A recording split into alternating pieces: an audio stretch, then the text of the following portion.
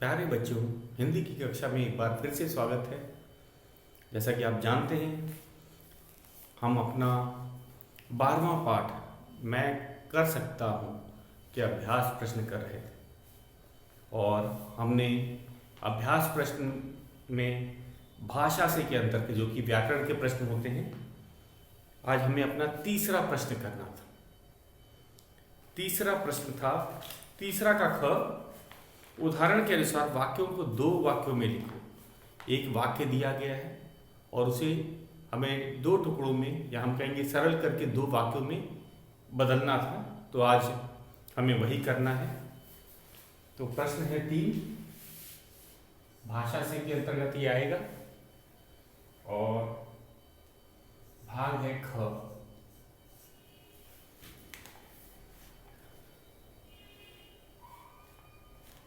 तो इसका प्रश्न है, उदाहरण के अनुसार वाक्यों को दो वाक्यों में लिखो। उदाहरण के अनुसार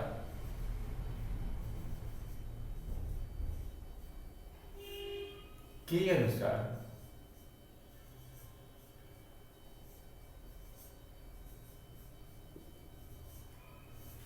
उदाहरण के अनुसार वाक्य को दो वाक्यों में लिखो।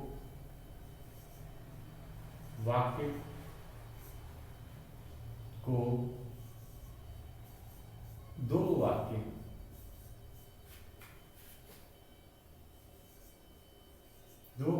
में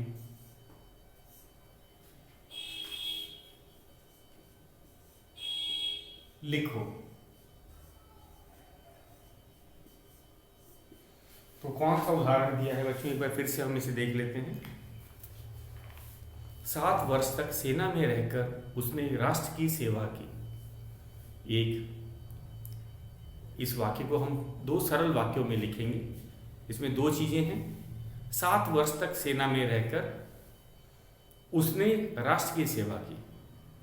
तो हम इसको दो वाक्यों में लिखना है। तो हम पहले क्या लिखेंगे, वह 7 वर्ष तक सेना में रहा। और दूसरा वाक्य है, उसने राष्ट्र की सेवा की। उसने राष्ट्र की सेवा की। तो हम एक बड़े वाक्य को दो सरल वाक्यों में हमें बदलना है। और तो यही है हमारा उदाहरण। तो फिर से एक बार इसको मैं पढ़ देता हूँ। 7 वर्ष तक सेना में रहकर उसने राष्ट्र की सेवा की। ये संयुक्त वाक्य है, बड़ा है। हमें इसको दो सरल वाक्यों में बदल देते हैं।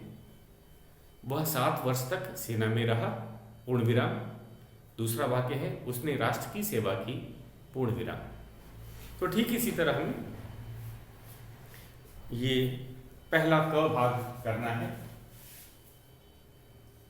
3 वाक्य दिए हैं। पहला है, पीएचडी की उपाधि प्राप्त।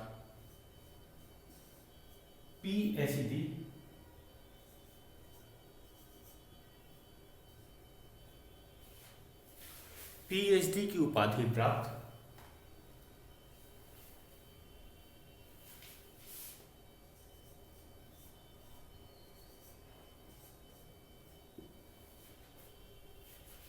पीएचडी की उपाधि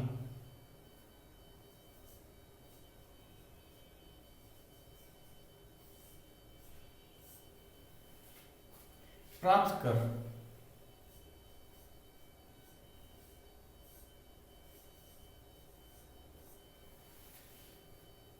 उसने बोलने वालों की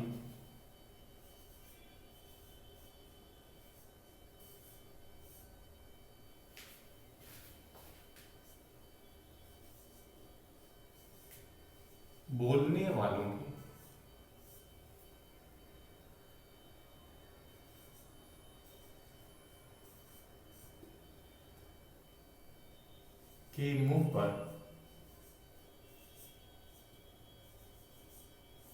मुंह पर ताला लगा दिया।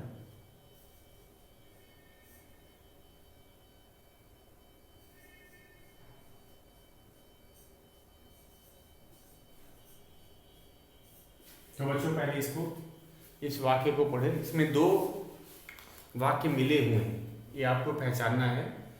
पीएचडी की उपाधि प्राप्त कर उसने बोलने वालों के मुंह पर ताला लगा दिया। एक है कि उसने पीएचडी की उपाधि प्राप्त की, उसने पीएचडी की उपाधि प्राप्त की और उपाधि प्राप्त कर उसने बोलने वालों के मुंह पर ताला लगा दिया। तो इसको दो वाक्यों में हम लिखते हैं। पहला वाक्य है उसने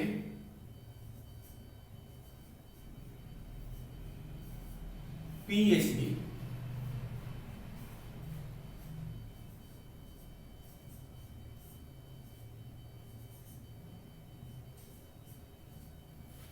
की उपाधि प्राप्त की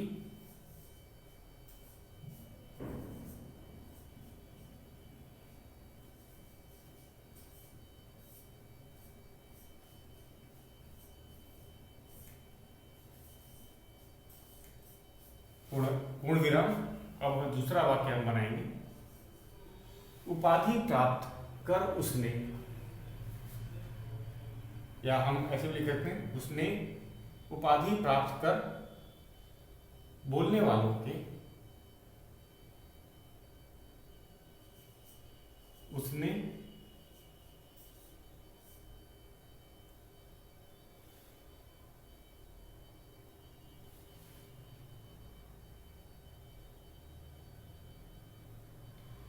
बोलने वालों के, ये भी लिखा जा सकता है, उसने बोलने वालों के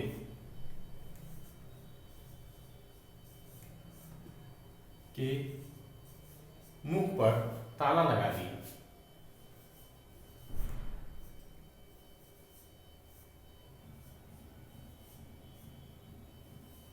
ताला लगा दिया।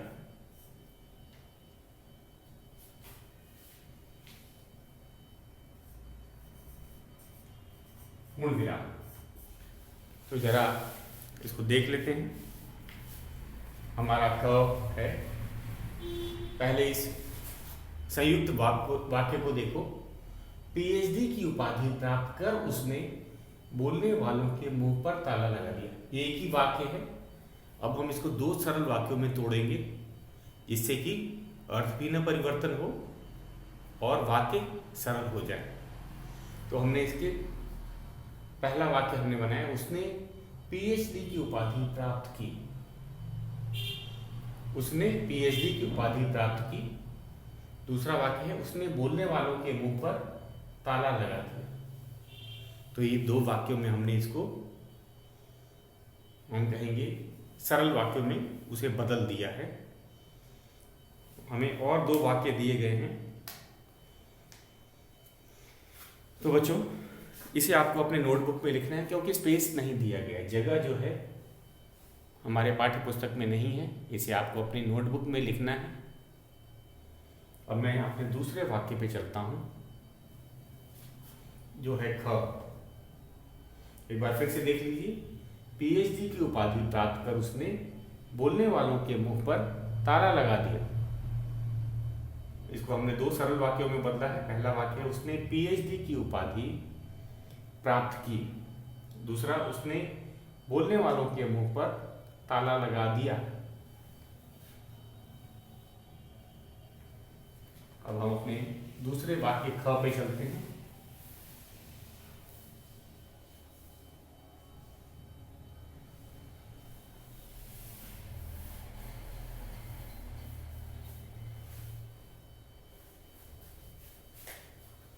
हमारा ख वाक्य है उसके दोनों पैर झुलस कर सूखी लकड़ी की तरह हो गए। उसके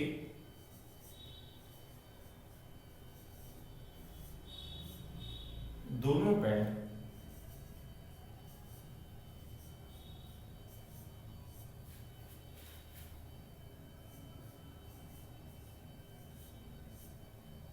झुलस कर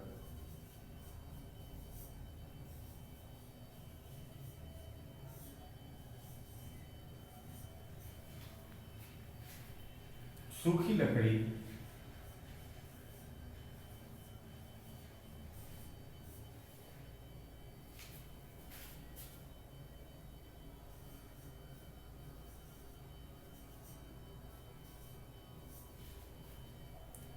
की तरह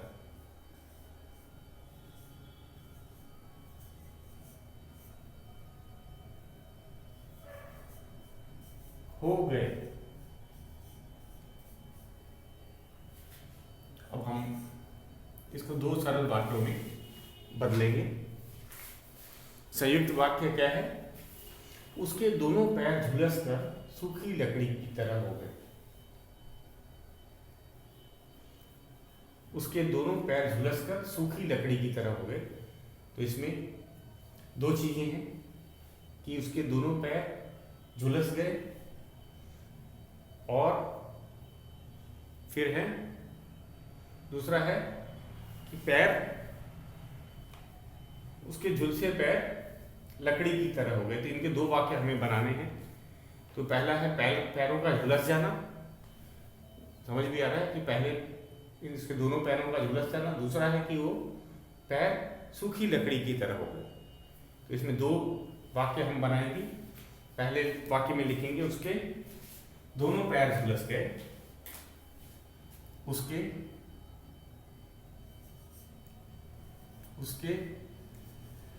दोनों पैर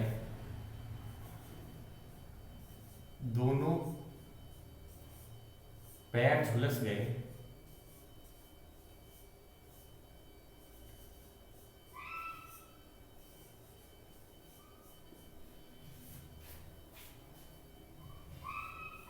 अब क्या बचा? अब इसमें बचा है सूखी लकड़ी की तरह हो। उसके पैर सूखी लकड़ी की तरह हो गए।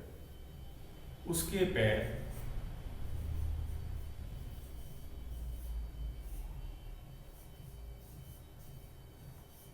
सूखी लकड़ी की तरह हो गए। सूखी लकड़ी की तरह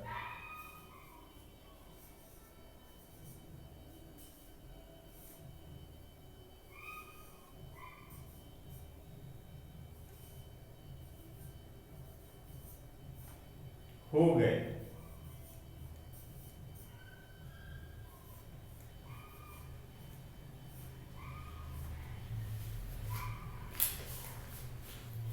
ठीक है। तो इसी तरह हमें एक संयुक्त वाक्य, एक बड़े वाक्य को दो छोटे वाक्यों में, दो सरल वाक्यों में बदलना है। तो एक बार फिर से इसे देख लीजिए। उसके दोनों पैर झुलस कर सूखी लकड़ी की तरह हो गए। हम इसको लिखेंगे उसके दोनों पैर झुलस गए। पहला चीज, उसके दोनों पैर झुलस गए। उसके पैर सूखी लकड़ी की तरह हो गए। तो इसी तरह हमको एक और वाक्य दिया है, उसको भी बदलना है, ग वाक्य। तो इसे एक बार फिर से देख लीजिए। संयुक्त वाक्य में क्या है? उसके दोनों पैर झुलस कर सूखी लकड़ी की तरह हो गए। हम लिखेंगे उसके दोनों पैर झुलस गए। उसके पैर सूखी लकड़ी की तरह हो गए।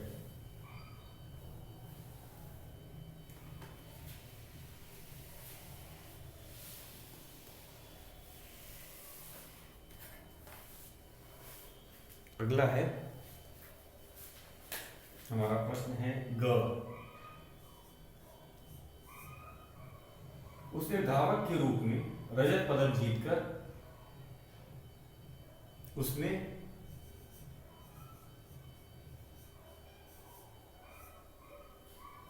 धावक के रूप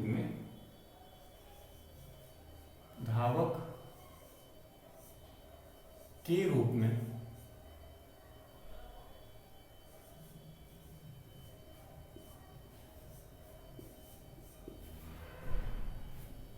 रजत पदक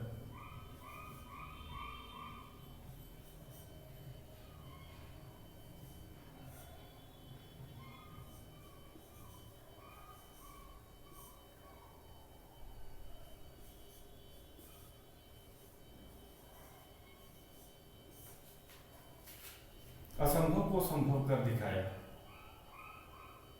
असंभव को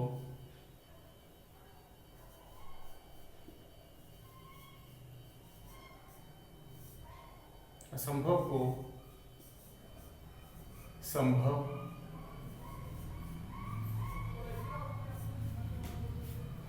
कर दिखाया।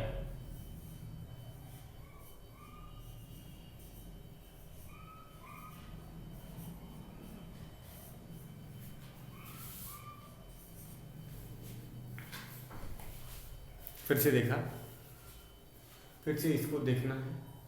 उसने धावक के रूप में रजत पदक जीतकर असंभव को संभव कर दिखाया। तो ये है संयुक्त वाक्य, बड़ा वाक्य। अब हम इसको दो सरल वाक्यों में बदलेंगे। तो उसने धावक के रूप में रजत पदक जीतकर असंभव को संभव कर दिखाया।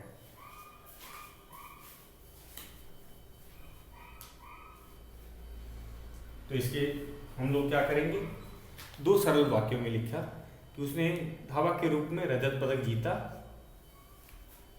उसने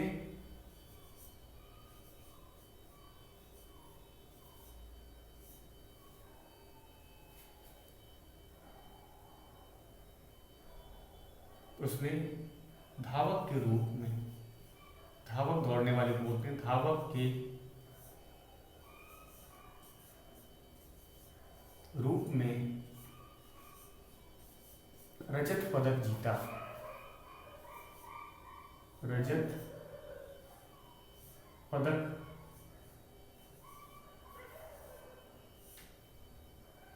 जीता।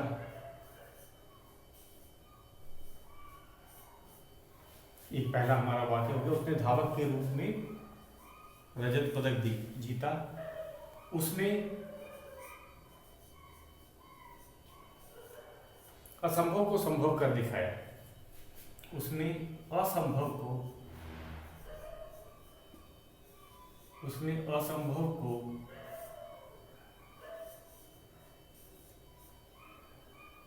संभव कर दिखाया।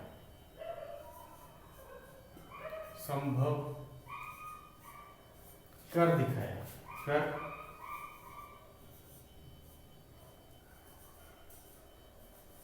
दिखाया।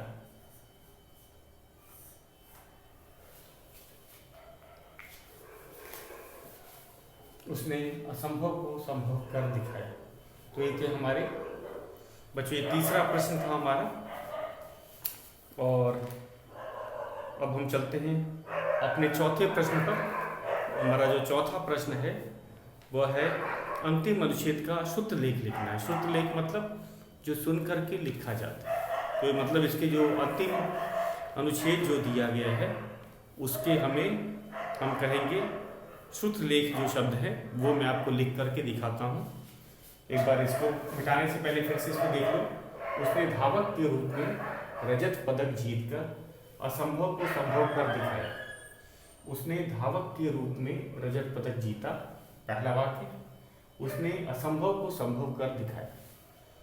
अब हम अपने चौथे प्रश्न पे चलते हैं। ये भाषा से के अंतर्गत हमारा चौथा प्रश्न है। तो हमारा चौथा प्रश्न,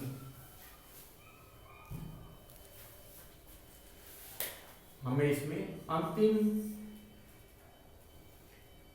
अनुच्छेद का पाठ के अंतिम प्रश्न है। पाठ के अंतिम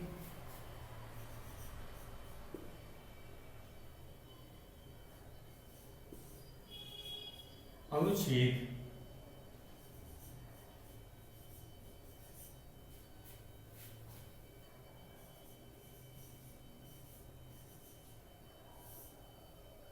का शुद्ध लेख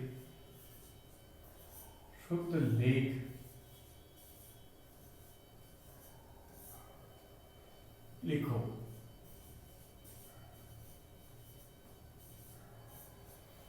तो सबसे पहले मैं अंतिम अनुच्छेद को पढ़ देता हूं और इसके जो कठिन शब्द हैं वो भी हम लोग लिखेंगे। तो हम चलते हैं पाठ के अपने अंतिम अनुच्छेद। और अंतिम अनुच्छेद इस प्रकार है, मैं पढ़ देता हूँ। खेल, शिक्षा, देशभक्ति और समाज सेवा सभी क्षेत्रों में बड़े बड़े कीर्तिमान स्थापित करने वाला यह प्रतिभाशाली दृढ़ निश्चयी व्यक्ति था अमेरिका का ग्लेन कनिंघम। ग्लेन कनिंघम ने अपने जीवन और उपलब्धियों से विकलांगों को एक सम्मानित और पूर्ण जीवन जीने की प्रेरणा प्रदान की है। तो इसमें हम चलते हैं, इसके कुछ जो नए शब्द हैं सूत्रलेख वाले उन्हें लिखते हैं। शिक्षा, आपको पता है शिक्षा तो आसान है, शिक्षा। उसके बाद देशभक्ति,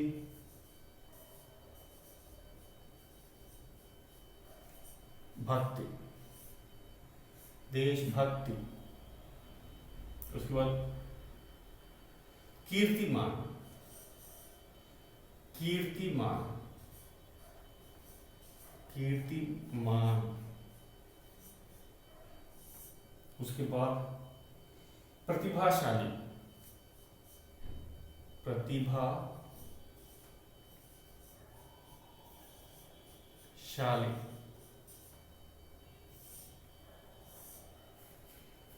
अगला है दृढ़ निश्चय, दृढ़ निश्चय।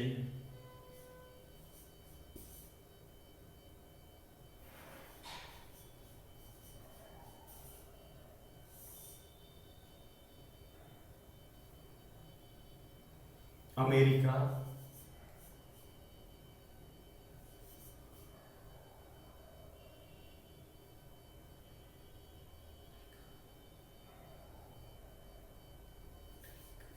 हिंदी में अमेरिका भी लिखा जाता है बच्चों, ये अमेरिका लिखा हुआ है, अमेरिका भी लिखा जाता है, दोनों ही है। उपलब्धियां, उपलब्धियां।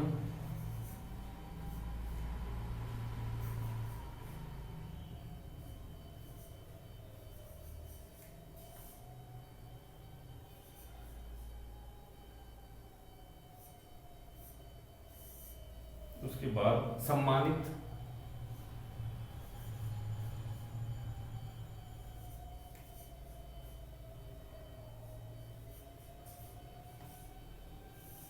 सम्मानित के बाद में और एक अंतिम है प्रेरणा।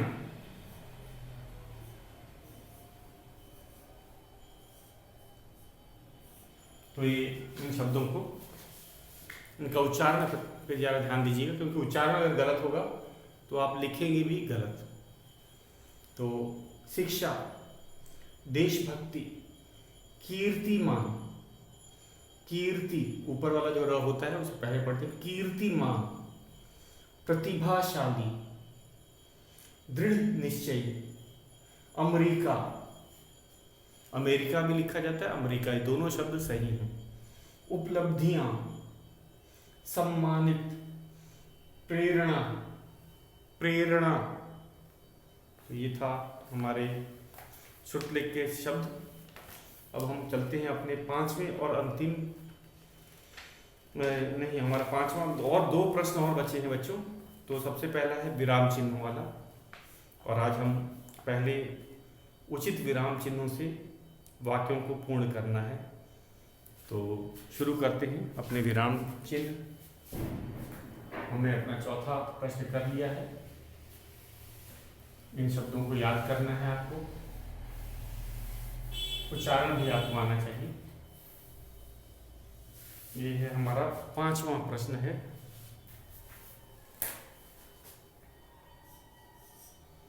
हमारा पांचवा प्रश्न है, पाठ में सही स्थान पर, पाठ वाक्यों, वाक्यों में सही स्थान पर, सही स्थान पर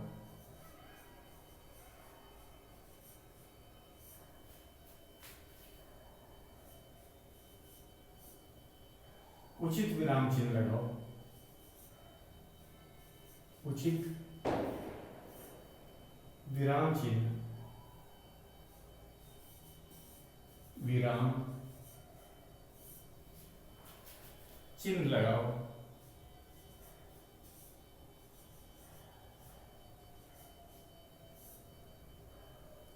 लगाओ।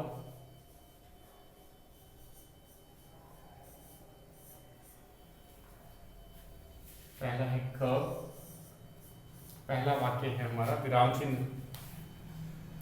तुम यहाँ क्या कर रहे हो? तुम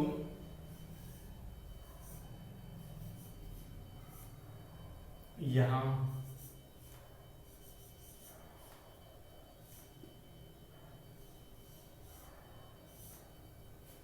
क्या कर रहे हो? क्या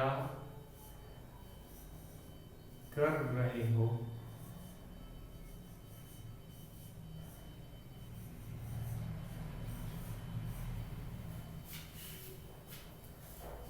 तो बच्चों इसमें है प्रश्नवाचक चिन्ह लगेगा। जैसा कि आप देख रहे हैं यहाँ पे प्रश्न पूछा गया, तुम यहाँ क्या कर रहे हो? तुम यहाँ क्या कर रहे हो? तो यहाँ पे प्रश्नवाचक चिन्ह लगेगा। इस वाक्य में हम प्रश्नवाचक चिन्ह लगाएंगे। आगे चलते हैं। हमारा दूसरा वाक्य है अरे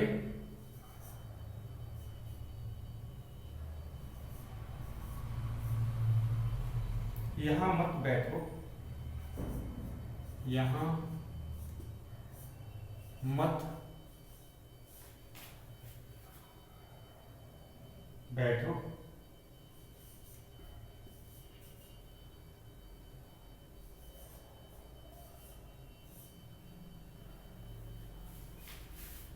तो बच्चों इसमें हमारे विराम चिन्ह कौन कौन से हैं?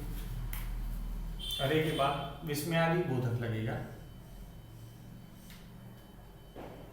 अरे यहाँ मत बैठो, और यह बोले कहे जाने वाले शब्द हैं, तो इसे हम ऐसे लिखेंगे, अरे यहाँ मत बैठो। अब चलते हैं अपने ग। वाक्य है मुझे आइसक्रीम चॉकलेट चिप्स कतई पसंद नहीं है। मुझे आइसक्रीम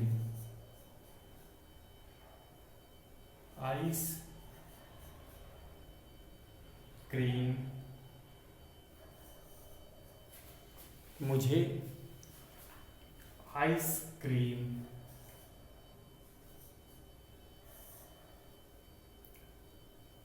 चॉकलेट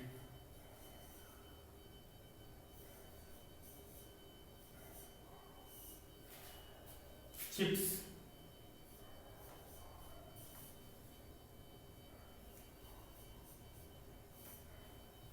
कतई पसंद नहीं है।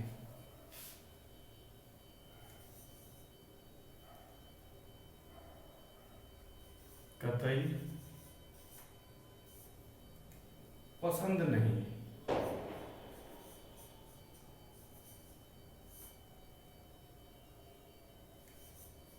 नहीं है। अब विराम चिन्हों पे चलते हैं। मुझे आइसक्रीम, इसके बाद अल्प विराम लगेगा। आइसक्रीम के बाद चॉकलेट के बाद ही अल्प विराम लगेगा। चिप्स के बाद भी अल्प विराम लगेगा। पसंद नहीं है के बाद में पूर्ण विराम लगेगा। तो बच्चों विराम चिन्हों पे इसको एक बार देख लीजिए। तुम यहाँ क्या कर रहे हो? यहाँ पे क्या है? प्रश्नवाचक चिन्ह कहेंगे। उसके बाद अरे के बाद में विस्मयादि बोधक है, और जैसा कि आप जानते हो अरे यहाँ मत बैठो, और फिर पूर्ण विराम, इसको ब्रैकेट में हमने रखा है। ग है मुझे आइसक्रीम, ये अल्प विराम है। आइसक्रीम के बाद चॉकलेट के बाद भी अल्प विराम है। चिप्स के बाद भी अल्प विराम है। कतई पसंद नहीं, और इसके बाद है के बाद में पूर्ण विराम डाला जाए। तो ये थे हमारे वाक्यों में सही स्थान पर विराम चिन्ह लगाने थे, और इसके कुछ भाग बचे हुए हैं जो हम कल करेंगे। तो आप इनमें वाक्यों में उचित विराम चिन्ह को एक बार देख लीजिएगा। ये आपका गृह कार्य है। बाकी हम शेष प्रश्नों को कल करेंगे। आज के लिए बस इतना है।